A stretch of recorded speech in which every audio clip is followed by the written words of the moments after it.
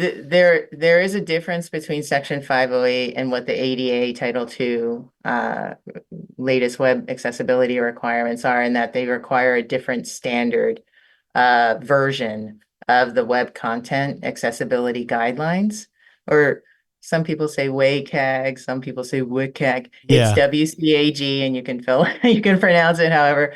But these are the international web content accessibility guidelines, and both Section 508 and ADA do require the WCAG requirements, but the ADA points to version 2.1 and Section 508 is 2.0.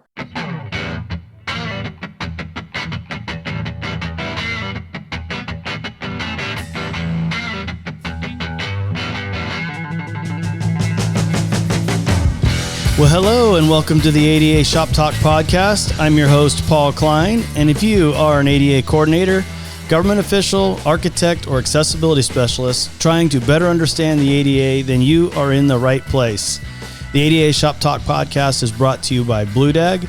Check out BlueDag's transition plan builder and inspection suite over at bluedag.com.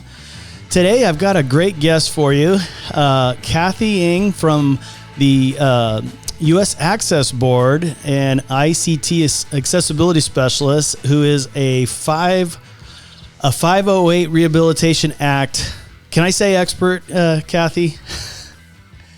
Sure, it's relative. Well, that section 508 and those kind of I don't want to call them abstract elements of accessibility, the broad accessibility, but that's kind of one of those areas. I mean, we're all familiar with, us built environment people are so familiar with all of the ADA, standards and all that stuff. And the Rehabilitation Act is kind of one of those areas that some of us aren't as familiar as we probably should be. And I know we're going to talk about that coming up here, but I'd love to, before we talk about that, is get a little bit more about your backstory of how you got into accessibility and working with the U.S. Access Board. Well, first, thanks so much for having me, Paul. It's great to be here. My background started, so my undergraduate degree is in electrical engineering, and I've always had an interest in health and how I can apply electrical engineering. And then I ended up going to grad school and studying rehabilitation engineering. And with engineering, you're just applying your engineering skills towards improving technology conditions for people with disabilities. And that landed me here in the DC area, working at a federal agency, providing accommodations and IT solutions for the federal employees that my agency supported. And while I was doing that, Section 508's technical requirements were released, and a lot of people in the federal government were like, "What is this? And how can we make sure we're meeting this?" And so, I'd say I was, doing assistive technology and accommodations, mostly through from like 2000 to about 2006. Mm. And then my focus shifted to more of the IT accessibility since then, and I'm still doing it now at the U.S. Access Board. Yeah, well, boy, that was right in the middle of the technology boom, the introduction of the iPhone and apps and and the internet. Yeah, so you had a great timing, and that's one of those areas that people call me because I'm an accessibility specialist, and Blue Dag's a software company, and so we get called for some of those things sometimes, and it's. I don't want to say it's a vague area, but it's definitely a vague area for us built environment folks. We're used to looking at ramps and pavement, and so we don't know as much about that as we should, and a lot of our listeners don't know. And if you could kind of talk about Section 508 and the Rehabilitation Act, what it is, why it's important, and kind of fill in those blanks for us, that'd be awesome. Sure, I'd be happy to. So the Rehabilitation Act is the accessibility requirements for the federal government.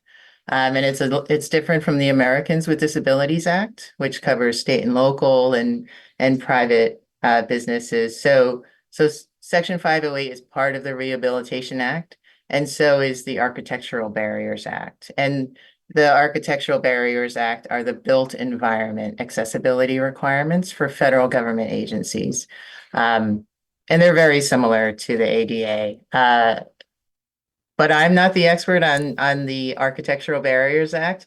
The At my agency, the Access Board, we support both requirements. And the Access Board actually helps to enforce the Architectural Barriers Act whenever there's a complaint related to the ABA. It's the Access Board that seeks to resolve those complaints. And then on the other side, for federal government agencies, is the IT accessibility standards. And that's Section 508. And that's where my focus has been for most of my career within the federal government. So it identifies within Section 508, we have technical standards that are intended to ensure accessibility for people with disabilities, and they cover the various types of information technology and communication technology. So we've got technical standards for electronic content, and that covers web content, documents, presentations, Hmm. slideshows, et cetera. And then we've also got hardware requirements and software requirements. And those are the primary areas of interest, at least with trying to ensure that the IT that federal government agencies use or develop or buy are accessible for people with disabilities. Right. No, that makes a lot of sense. And so rehabilitation. I'm sorry, the Architectural Barrier Act. I know that's like the Postal Service, General Services. All the federal facilities in the scoping section, it has the F next to it. But that's the built environment side. And then 508 rehabilitation, that's all federal. Is it any federal program that gets money, or is it just federal entities? Like, that's always a kind of a Well, gray area for me. yeah, it is. We get a lot of questions about that. The way that Section 508 is written, it applies to federal government agencies, whether it's federal funded programs. That's probably something to check out with the funding provider. Um, that isn't always a black and white answer. Right. But generally, I think if you're receiving federal funding, check out who your funding source is and confirm with them whether Section 508 applies as a condition of receiving that funding. Right. But clearly, as a federal agency is Postal Service or even ADA.gov, I would assume would be subject to your purview or the purview of Section 508. And so you guys have been on the federal level, because I know we've had some recent changes on the ADA side for state and local governments related to that. And there's confusion between the two. But 508 has always required accessibility for documents and websites for some time. And so Yeah, this isn't new for yeah, you, very right? true. Okay. Yeah, it's absolutely since 2018.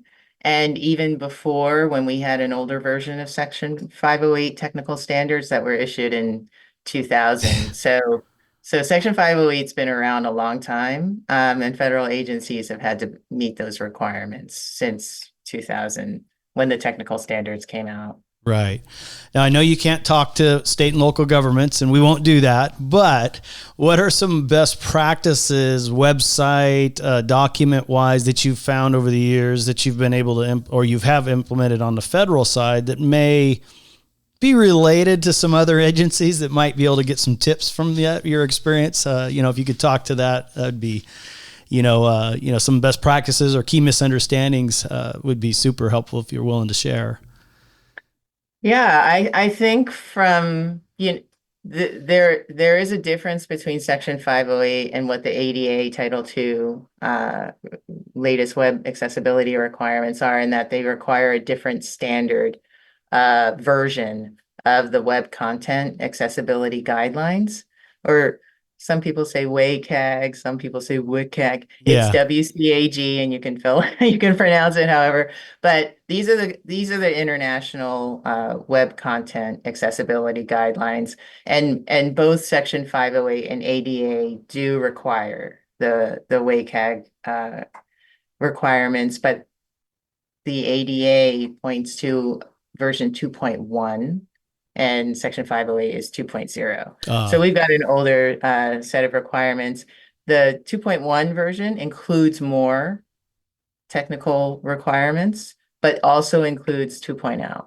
So if you're trying to meet 2.0, you've got, 38 requirements. If you're trying to meet 2.1, you've got a few more. right. But essentially, like I always reference the web content accessibility guidelines to ensure that web content is accessible. And I think a lot of state and local governments have already been looking to meet those standards, and now it's just become a requirement within the ADA.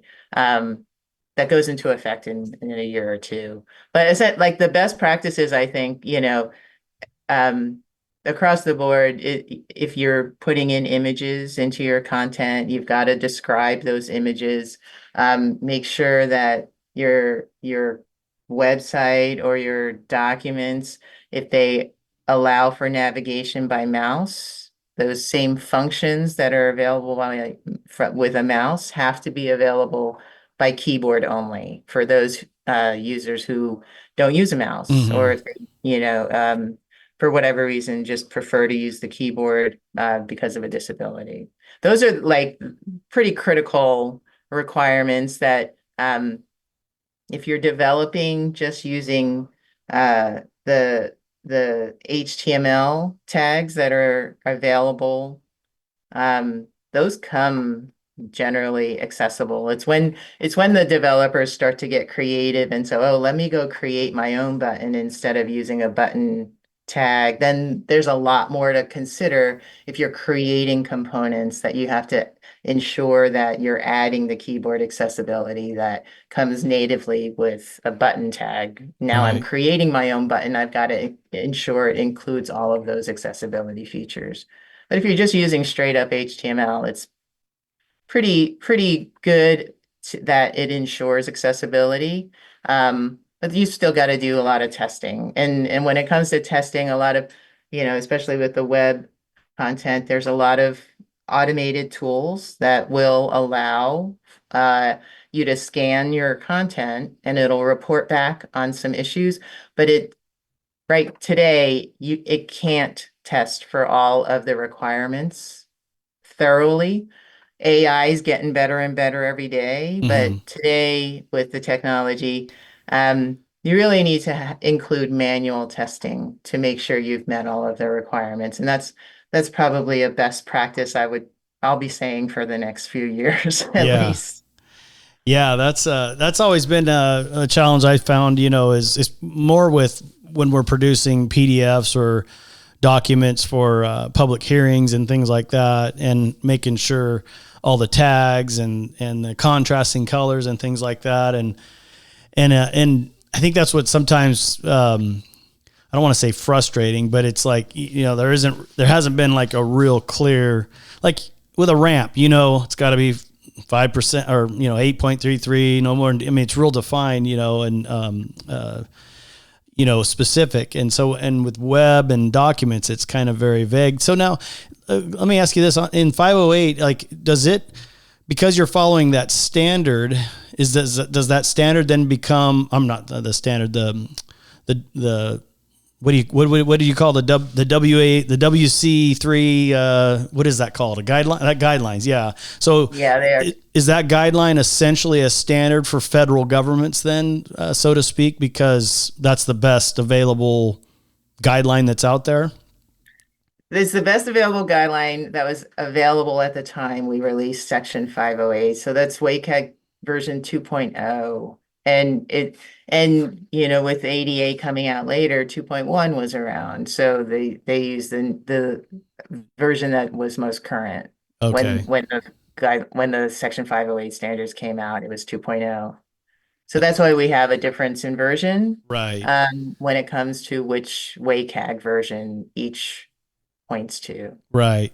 So essentially, the WCAG or whatever it's called is a guideline similar to the U.S. Access Board's 2015 guidelines, but then the DOJ adopts it and makes it a standard.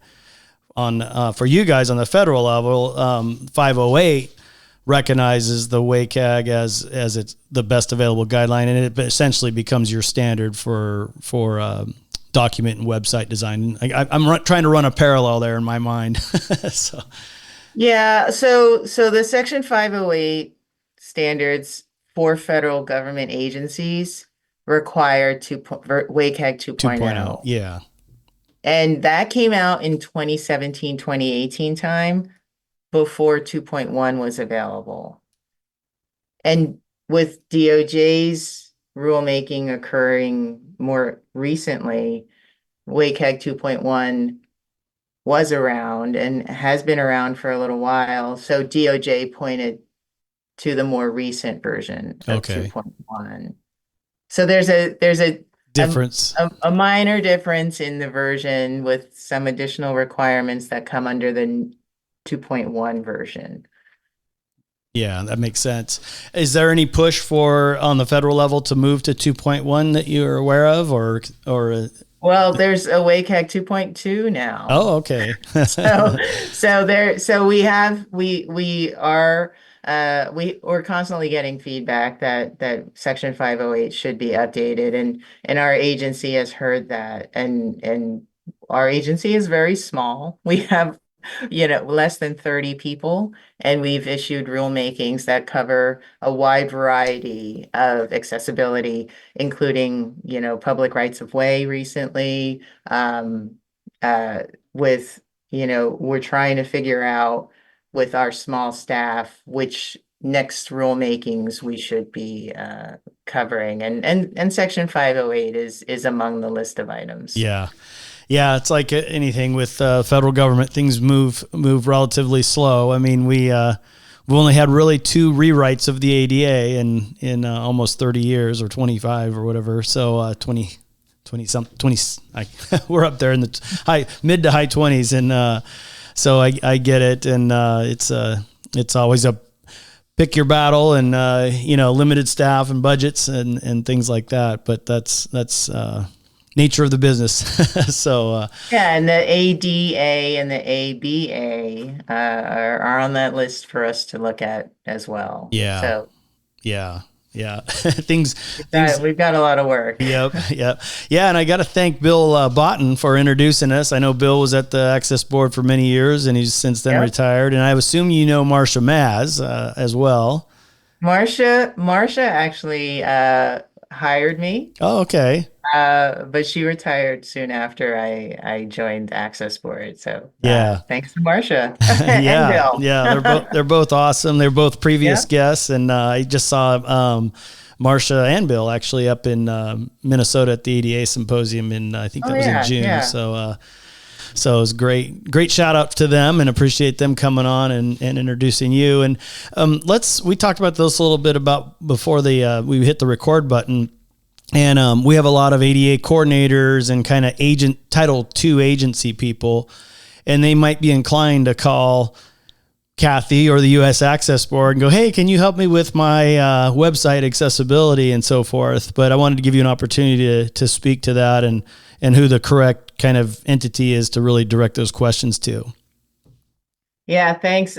We are at our agency. We offer technical assistance on any of the standards that we put out there, including Section 508 and ADA. But for ADA specific questions about what's required for web accessibility, it's best to go to DOJ, um, since it's their role. But if you need any um, assistance with understanding what a WCAG requirement is, feel free to reach out to us at the Access Board. But as far as whether the Title II web accessibility requirement applies to XYZ, that would be better answered by DOJ. Right. Yeah, that makes sense. And the U.S. Access Board is a great resource. If you haven't checked out their website, they've got great webinars and so forth. And do you have any guidance or tools to help people? Like, are there any? I know there are for ramps and bathrooms and the built environment, but do you guys, does the U.S. Access Board also have any resources for website accessibility or documents or anything like that? We have webinars as well for the Section 508 requirements, and it's probably on the same accessibility online site that hosts our built environment webinars. Another online resource that we partner with GSA on is to provide uh, Section 508 guidance on a website called section508.gov. And that's a great resource. It covers from program management to actually creating content, testing content, and you'll even find we've been tasked at the Access Board along with GSA and the Office of Management and Budget to develop an assessment of Section 508 compliance across federal government agencies. And so we've recently wrapped up the survey collection of responses. And every year we'll be issuing with GSA a report on what data we've been provided as far as how well agencies are complying with Section 508. Oh, okay. That's awesome. Well, I'll definitely look those up and put those links for the webinar and the 508.gov in the show notes. So if you're listening or mowing your lawn and you want to get a link to that, I'll include that in the show notes for you.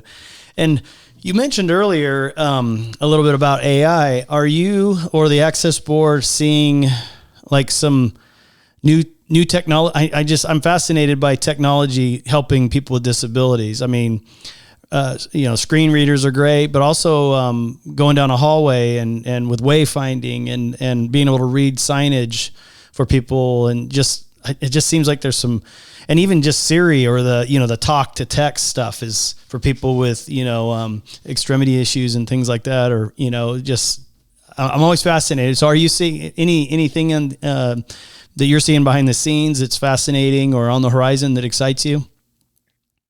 There's so much with AI. The capability has exploded in even the last, few years, but it's been around for a while. But when we first started when COVID required the world to go virtual, we saw a greater dependence on virtual meetings, and the automated caption technology wasn't very accurate, and sometimes it was embarrassingly wrong. But we're seeing it improve so much today, to the point where sometimes it's acceptable as an alternate captioning tool for a person who's attending the meeting and would depend on the text to Mm-hmm. appear, to offer captioning rather than requiring that a human captioner be available. So we're seeing the accuracy improve dramatically just in the last 2 years, three Yeah. years even. And like you said, there's image recognition that's aiding with assistive technology. One thing with AI that I'd love to mention with the Access Board is we are hosting hearings, and we hosted hearings all throughout August to address when AI is being used and to ensure that people with disabilities aren't on the negative side of Mm-hmm. biases, and to ensure that when AI is used, that there isn't any discrimination against people with disabilities. And we've got a whole page about that on our Access Board site regarding artificial intelligence.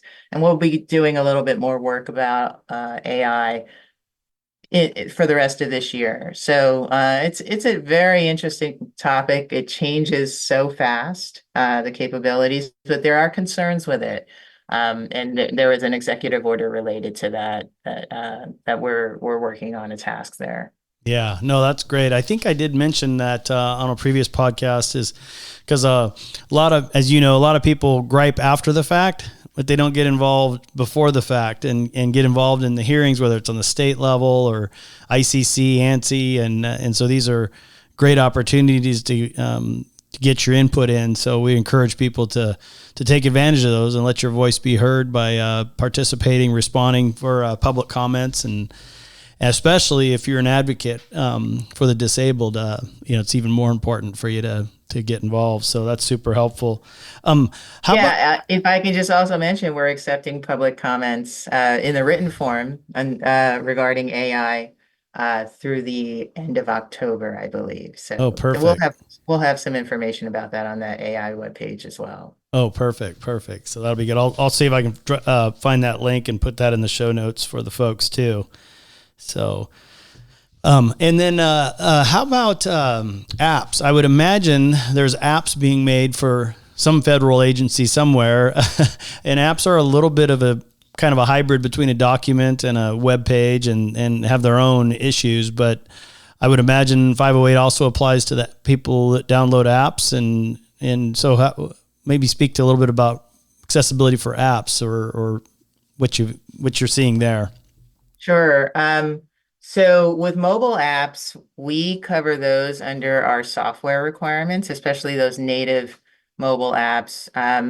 And the software requirements also call on WCAG. So Okay. we apply the same requirements to whether it's software or web content or an electronic document.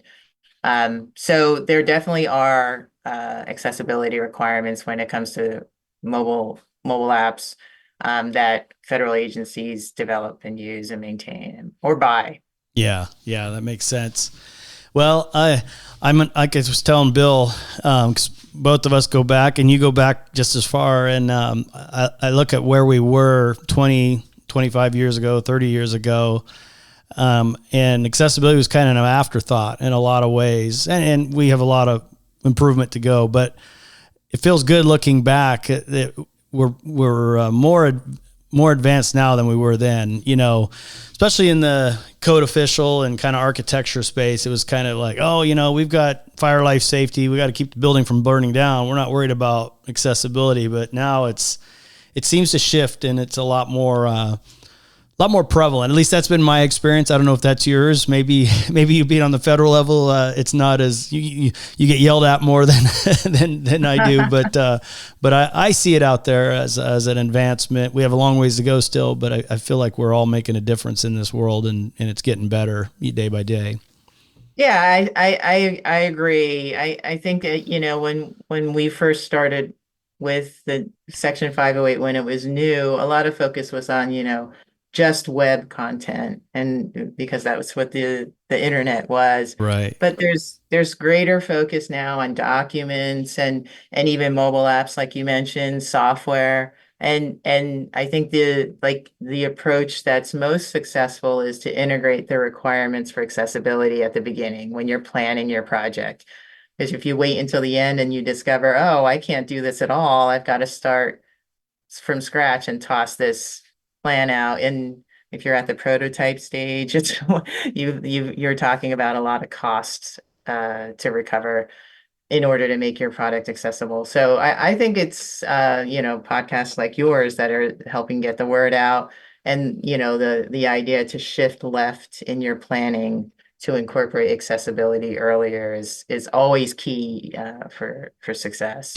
Yeah, like Stephen Covey says, start with the end in mind, and so if you can involve and think about that, not try to cram it in and make it fit later. It's just like a poorly constructed building. All of a sudden, now you got to put ramps in that you didn't design for because the architect didn't think about it. But it would have been a lot better doing it on paper than at construction. So.